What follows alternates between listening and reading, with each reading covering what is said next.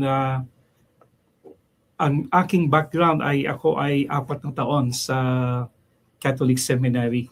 Pagpapari sana ako. But then, I believe on my 4th year, naramdaman ko na hindi ako para sa ganong profession. And true enough, lumabas po ako at ako po ay nag-enroll sa labas na ng seminary sa Don Bosco.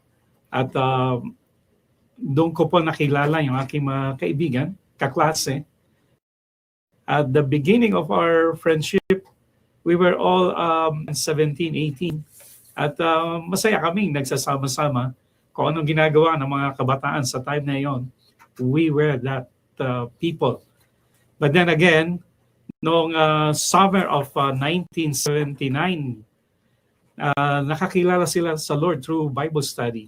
And during that time, it's still very young, the born-again experience. I've never been heard of it. But they invited me noong regular classes na.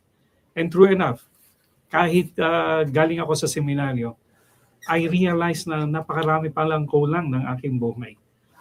In fact, I don't know what the Bible is.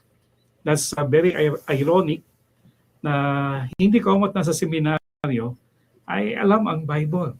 Dahil ang aming laging hawak ay katikismo.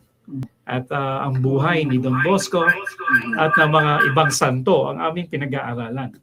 And when I came into that place, I saw one verse that Jesus Christ is the same yesterday, today, and forever. That really impacts my life. Sabi ko, ngayon ko lang nabasa ito, pero nasa Bible pala ito. But ang aming Bible ay pagka Sunday service lang, pagka Mass. So, to make the story short, ako po ang nakakilala sa Lord ng June of 1979, di pa siguro pangalan si Evelyn. At tinanggap ko ang Panginoon bilang Panginoon at sariling tagapagligtas.